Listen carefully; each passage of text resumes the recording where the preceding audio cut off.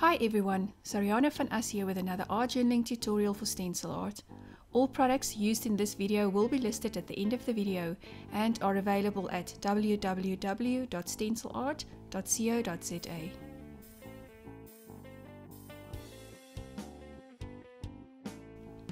As always, I protect the rest of my journal with wax paper. Cover the blank page with Derwent art bars.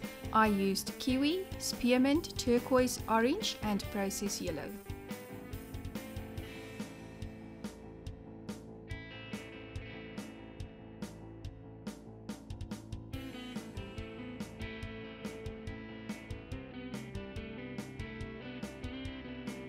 I found this roll of paper towel at Woolworths. It had such a pretty circular pattern. I am only using the top layer.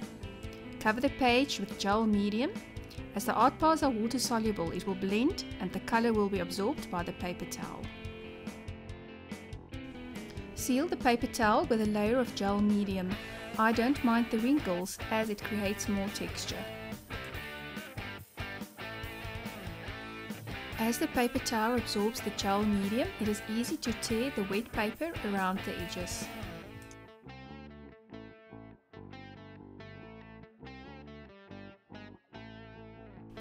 Mix Dino Wakley heavy body acrylic paints in turquoise, lime and night with water to create a wash and cover the paper towel. I still wanted the original art bar colors to peek through this layer.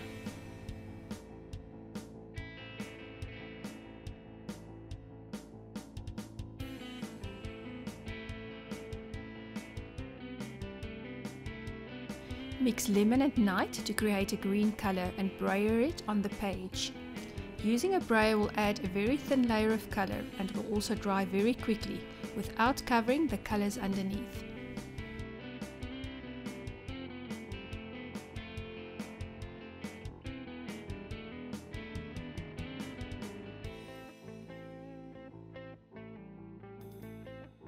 These paper artsy stamps by Ellen Vargo are perfect to add texture to a page.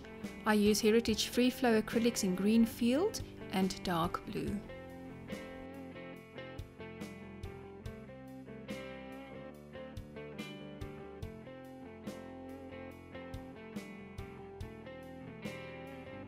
I love my set of Inktense blocks as it is so versatile.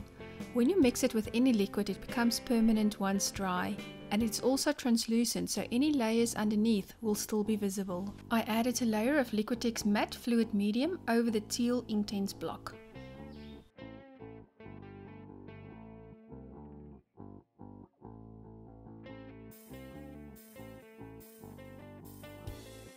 Grate the red Inktense block with Derwent Grate and Shake and mix this pigment powder with Liquitex blended fibers gel. Lightly mix in dark red, orange and yellow to create a slight variation in color.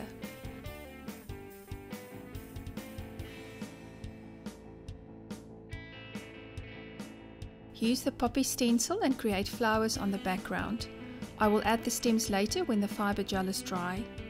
I like to leave any texture paste to dry naturally, as the heat gun just dries the top layer and tends to burn it.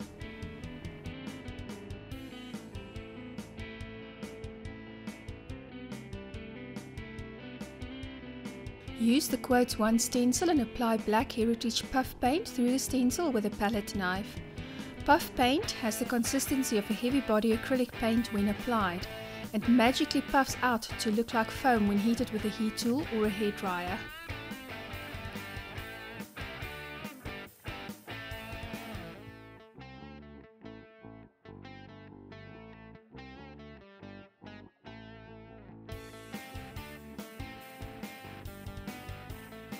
Use the Poppy stencil and carefully add the stems in black with an edding paint marker. These edding paint markers are manufactured in Germany and writes perfectly over any acrylic medium.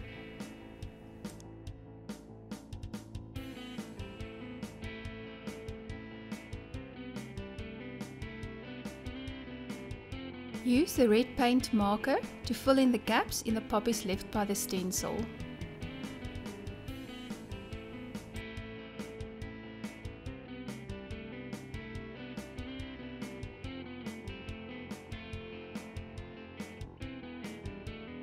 Use the swirly leaf stencil to draw in leaves on the stems and color it in with a black edding marker.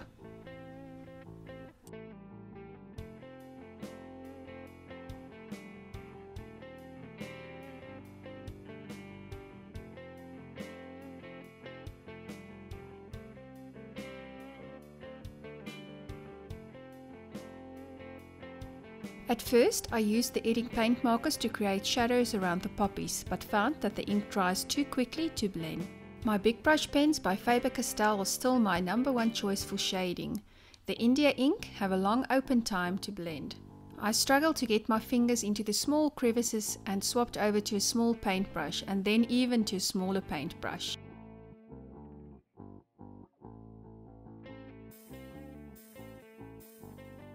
Add some depth and dimension to the poppies by applying the deep scarlet red to the outsides of the poppy leaves and the orange glaze to the insides.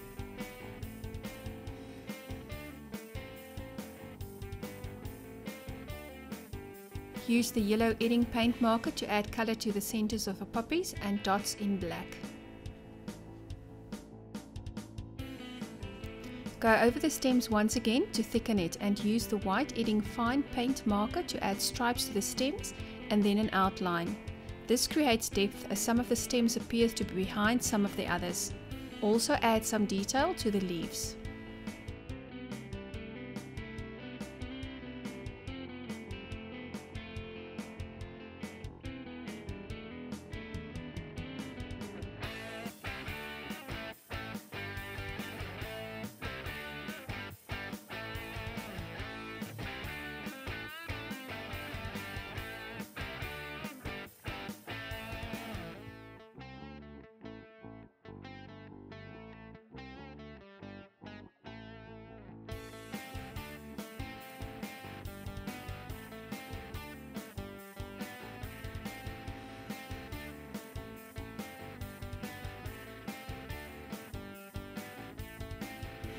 Outline the words in white to balance out the white stems and leaves at the bottom of the page.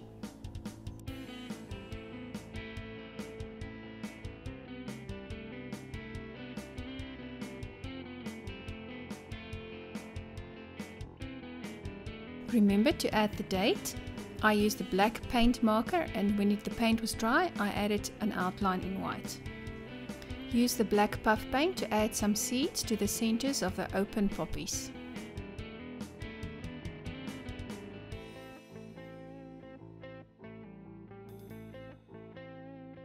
Thank you so much for joining me.